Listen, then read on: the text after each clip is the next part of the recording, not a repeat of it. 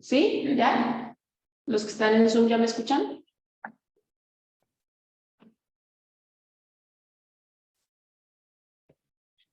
Contesta en el chat, Jessy. Ahí está, tú ya. ¿Sí? Sí, ya. No.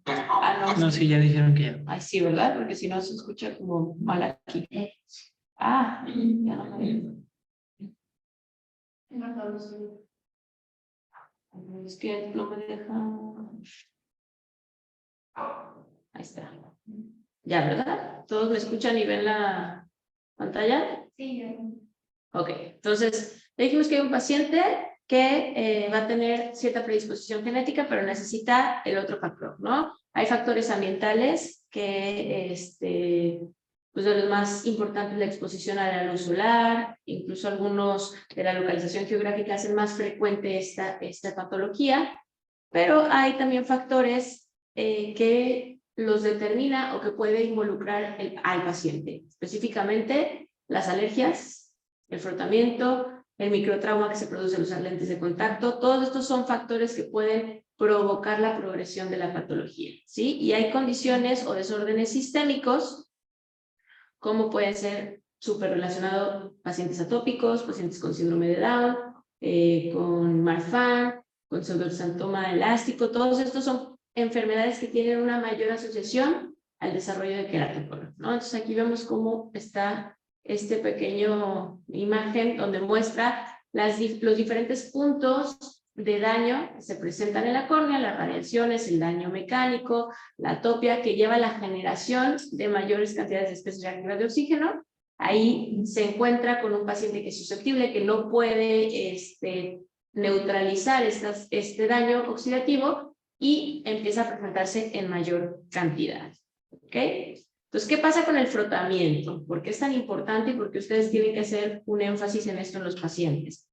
Se ha demostrado que más de la mitad de los pacientes lo realizan, ¿sí? Es difícil evaluar un frotamiento porque, a ver, ¿quién se va a dar cuenta con cuánto es lo que se están tallando los ojos, no? Pero hay incluso artículos que lo intentan, voy a quitar esto porque creo que no se ve lo de abajo, ¿no? Que intentan estudiar y han visto como en promedio una persona con alergia, ¿qué se escucha?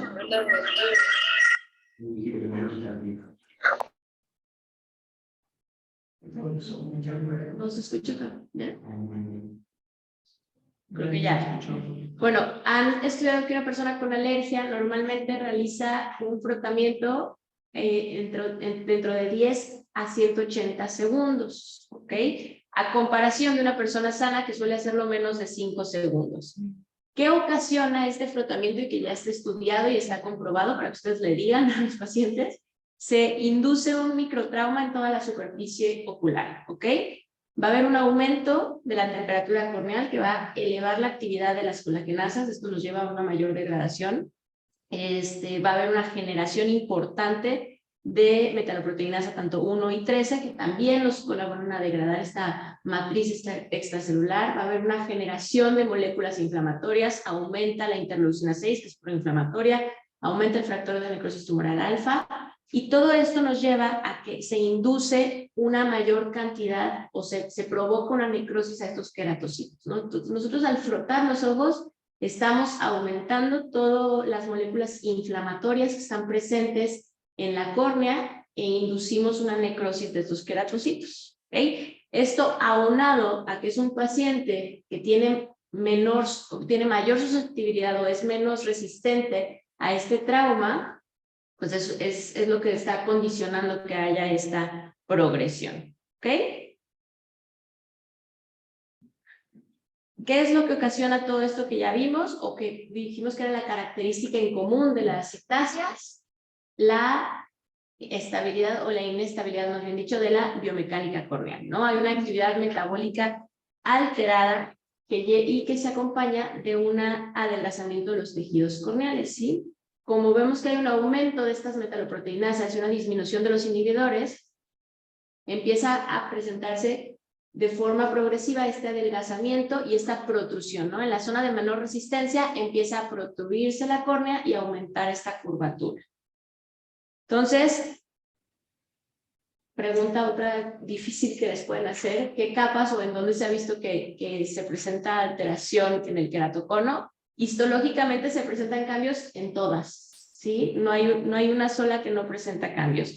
¿Qué se ve en el epitelio? Pues hay un grosor irregular, se ve un adelgazamiento progresivo, se ve agrandamiento de las células epiteliales. En la Bowman hay una disminución marcada de los niveles de fibronectina, también de colágeno tipo 4, se empieza a ver tejido fibroso que está interpuesto entre esta Bowman y la membrana basal epitelial.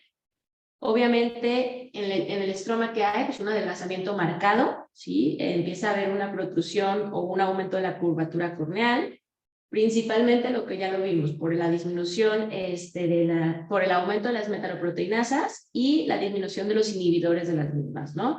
También hay una disminución o una distribución anormal de todas estas fibras de colágeno, ¿de acuerdo? Entonces, esa es la capa que más se altera, pero todas tienen alteraciones.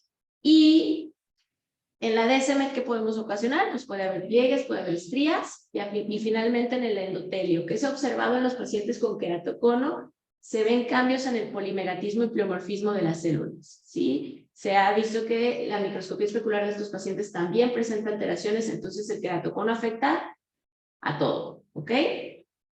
¿Seguimos? ¿Vamos bien? ¿Alguna duda? ¿Cómo vamos a sospechar de queratocono? ¿Cuál es la queja principal? Visión borrosa. ¿Sí? El paciente dice no veo. Es muy común que llegue un paciente joven que dice me acaban de hacer los lentes hace 2 o 3 meses y otra vez ya no veo bien, ¿no? ¿Qué más? Como la asociación principal es con alergias, con atopia, prurito, les da mucha comezón. Llegan los pacientes y se rascan, así como vimos, con ganas. Fotofobia es otra de esas. Entonces, cualquier paciente joven que ustedes tengan con un astigmatismo irregular, hay que sospechar de un queratocono, ¿ok? Hay signos clínicos que van a, pues, a corroborar más con esta sospecha, ¿no? Uno de ellos que está en este videito, ¿qué cuál es?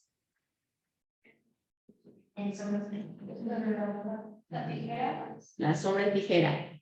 ¿Por qué se presenta la sombra en tijera? ¿Por qué? No escucho.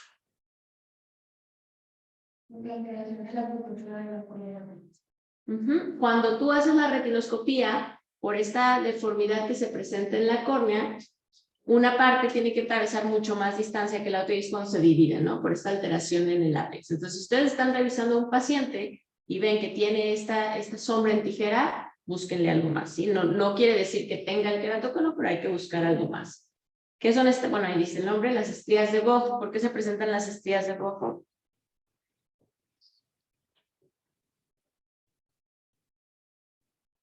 ¿Por qué? Exacto, de la DSM, por una compresión o un estiramiento de la DSM. Sí, son líneas finas verticales que también normalmente desaparecen cuando tomamos la PIO. Al comprimir la córnea suelen desaparecer. Sí, es otra de las características. ¿Sí? ¿Cuál es este signo? Munzón, una deformidad del párpado inferior al voltear hacia abajo, ¿no? Este de aquí, gota de aceite o en chorros, exactamente. ¿Y este de aquí? Risotti, exactamente. ¿Ok? Entonces son signos clínicos. Obviamente el anillo de Fleischer pues es el depósito por las alteraciones que también se presentan a nivel del epitelio que ya vimos, ¿no?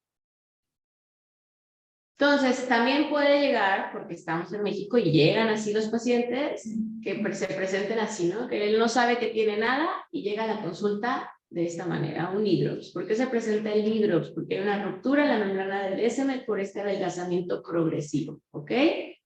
¿Qué pasa? El humor acuoso se mete o pasa al estroma, causa un edema estromal. ¿Y cuál es la evolución clásica de este hidrops? Pues es una condición que va a resolverse solo, ¿sí? Suele ser muy lenta la resolución y es ahí donde entran ciertos tipos de tratamientos como para acelerar esta resolución, pero pues de que se va a resolver esta ruptura, se va a resolver. El problema es que va a dejar un leucoma, ¿no? Y además de un leucoma, el tener este tipo de patología pues ya nos contraindica ciertos tipos de trasplantes lamelares, ¿no? O sea, ya no podemos realizar, por ejemplo, un trasplante lamelar, un trasplante anterior, porque ya tenemos una alteración en las caras posteriores de la cornea, ¿sí? Entonces, esto ya es un poquito más de su especialidad, pero pues para que sepan, también tenemos patrones topográficos para clasificar el hidrox, dependiendo de cómo se presente la membrana de Bowman, si los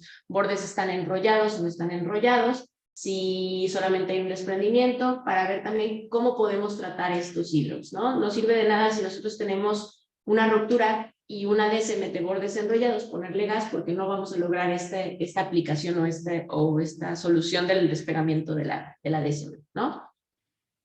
Si nos sirve, o por qué se los puse, para que vean qué pacientes tenemos en mayor riesgo de desarrollar un hidrox, ¿sí? Si ustedes tienen un adelgazamiento estromal muy marcado, cuando hacen un OCT, ven la Bowman sumamente hiperrefléctica o que no hay cicatrización, esto puede ser un paciente que nos va a desarrollar o que puede desarrollar un hidrox, ¿ok? Entonces, ¿cómo clasificamos un queratocono? Ya se saben todas las clasificaciones, ni siquiera se les voy a decir, que es para que se las aprendan. La más común o la más clásica es la de Amsler-Krumig, ¿sí? Y va a evaluar pues tanto el defecto refractivo, las queratometrías, el grosor y la clínica, si tiene o no tiene cicatrices, ¿ok? Eso todo el mundo lo sabe, se lo tienen que aprender, ¿va? Otra de las cosas o de los puntos claves, el queratocono, ¿qué se considera progresión o no progresión? ¿Por qué? Porque en eso se basa el tratamiento, ¿no? O sea, muchos actuales dicen, bueno, sí te detecto un queratocono en pacientes jóvenes, pero ¿cuándo le voy a indicar un cross-linking? Ojo, no hay un solo criterio completo aceptado por todo el mundo que indique progresión, ¿sí? O sea, si les dicen cuáles, no. Hay datos sugestivos y es en lo que nos evaluamos, pero uno que esté así que tú digas, ya con esto demuestra que está progresando, no. O sea, no se ha dado un consenso que diga, con esto ya nos podemos quedar. ¿Qué tenemos que evaluar o qué tenemos que considerar? La curvatura de la superficie anterior, la curvatura de la superficie posterior y obviamente la paquimetría, ¿no? Entonces, hay criterios que podemos utilizar de seguimiento. Por ejemplo, si nosotros observamos que la queratometría aumenta más de 0.75 dioptrías en el año, que la cámara anterior se hace más profunda por esta protrusión, más de 0.1 milímetros al año, que haya una pérdida mayor del 2% de la paquimetría, que la esfera de mejor ajuste aumente 0.04 milímetros. Todo esto nos puede hacer sospechar de que hay una progresión, ¿ok? Aquí les puse abajo lo que es más frecuente y más fácil, que vean si hay cambios en la queratometría máxima, más de una dioptría, si la diferencia entre la queratometría máxima y la queratometría mínima es más de una dioptría, o que hay un cambio en el equivalente esférico, más de 0.5 dioptrías, ¿ok? Todo esto nos pudiera indicar que hay progresión. Eso no. Ojo, ahí les va, opinión personal, no les estoy diciendo nada del libro, es lo que hago yo, ¿sí? Porque hay muchos doctores que indican un tratamiento en cuanto se diagnostica. ¿Cuándo yo valoraría dar un tratamiento al diagnóstico inicial? Si es un paciente muy joven. Si es un paciente, un chavito, 12, 13 años, que tiene paquimetrías limítrofes, que tiene un cono obviamente diagnosticado, ¿verdad? No vamos a hacer una sospecha de queratocono. Si ya tengamos el diagnóstico de queratocono, ahí, si el familiar acepta, le ofrecería el cross-linking, ¿sí? ¿Por qué? Por el riesgo de no poderle hacer un tratamiento más adelante. ¿Ok? Ojo, repito, es mi opinión y es lo que yo hago como corneóloga. No estoy diciendo que sea lo correcto, habrá gente que tenga otras opiniones, pero es lo que yo hago. O sea, si es un paciente muy, muy joven que corre el riesgo de ya no alcanzar a hacerle nada, sí se lo ofrezco de primera intención, aunque sea diagnóstico inicial, ¿sí? Y también hay artículos que recomiendan estos parámetros iniciales cuando tenemos un queratocono. Si hay una irregularidad en la zona de los 3 milímetros mayor de 6.5 dioptrías o una paquimetría menos de 350 o una edad menor de 18 años, se puede recomendar. ¿Ok? Pero eso es pues decisión de cada médico. ¿Sí? No. Ahí te va, porque lo voy a ver. Te llega un niño de 15 años, ¿no? Un niño de 15 años sabes que precisamente es donde se está desarrollando y donde tienes mayor riesgo de progresión, ¿no? En niños, si yo los veo ya bastante avanzado el queratocono, ofrezco de primera intención el crosslinking. Si veo que es un queratocono grado 1, que la córnea todavía tiene un grosor adecuado, que me puedo esperar, a los 3 meses le repito la topografía y busco cualquier cambio. Si veo cambios, así sea mínimo, en el equivalente esférico, en las queratometrías, en el grosor, pues indico el crosslinking, ¿no? Si es un paciente más añoso, porque también pasa que llegan pacientes de 35, 38 años con diagnóstico de primera vez de queratocono. Entonces, ¿qué haces? Pues no va a ser lo mismo o el mismo riesgo que tiene un paciente más grande a un niño, ¿no? Entonces ahí sí te puedes esperar, bueno, en 6 meses la repito, la topo y vemos si hay progresión, porque puede presentarse progresión, aunque sea un paciente más grande, para ver si necesita algo más, ¿sí? O sea, en un paciente, en un adulto, sí haría de 3 a 6 meses, en un niño, 3 meses. ¿Sí?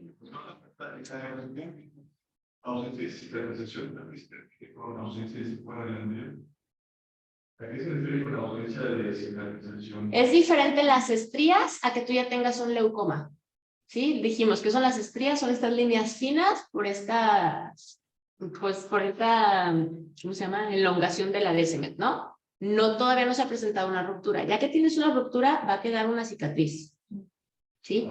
Entonces, si todavía no ha desarrollado estos cambios, no tiene cambios fibróticos a ese nivel, pues el riesgo es alto porque lo va a desarrollar, ¿no? O sea, tienes un edema estromal limítrofe, digo un edema, un grosor estromal limítrofe para que presente estos casos. Estos como casos sospechosos de que te presente un hidrops, son como pistas.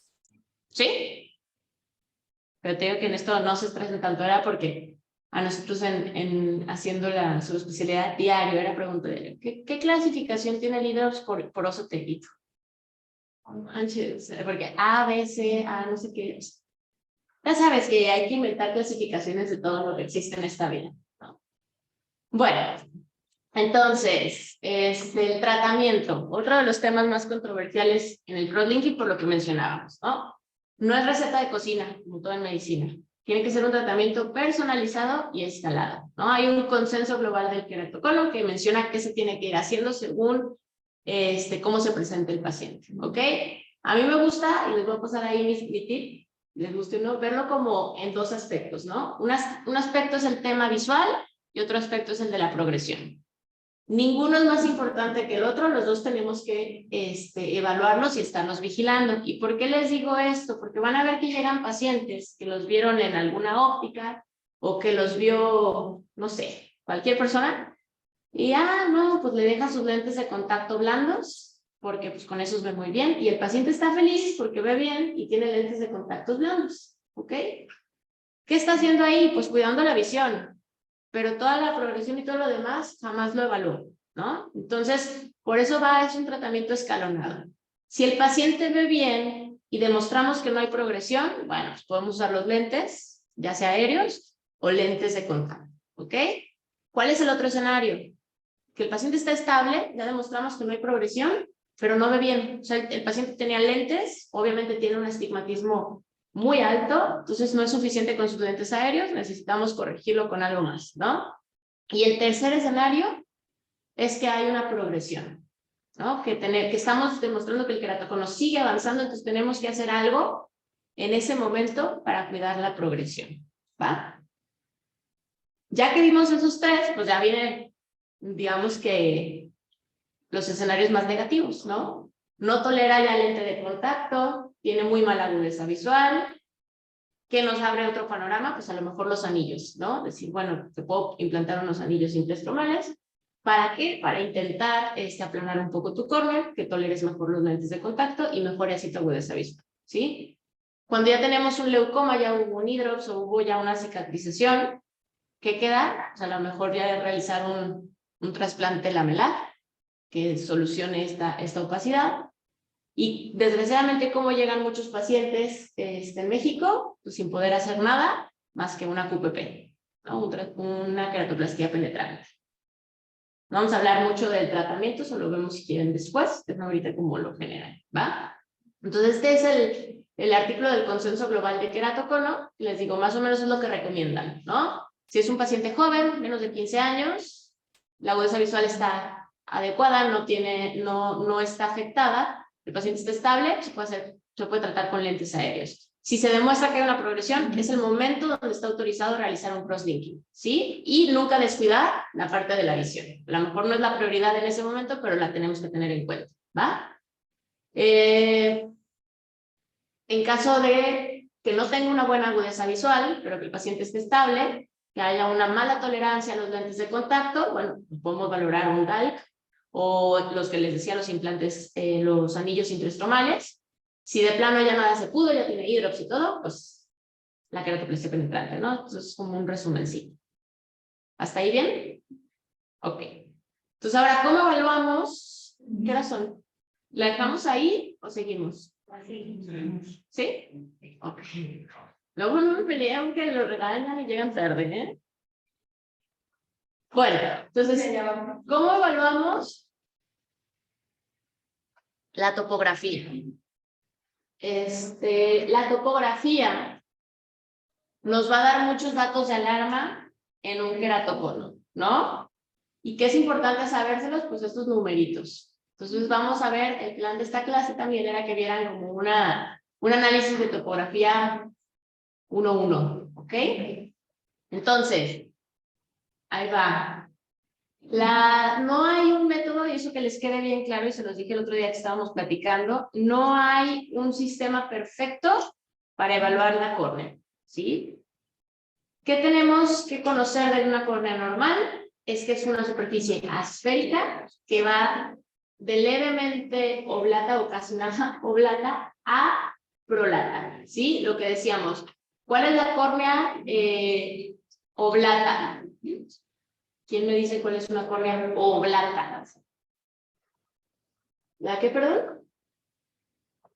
La de Digo, prolata sería como la central.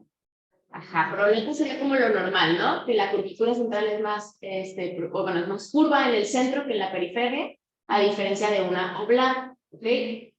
Hablando de la asfericidad, nosotros la podemos evaluar como positiva o negativa. Las córneas oblatas son positivas, las córneas prolatas son negativas, ¿ok?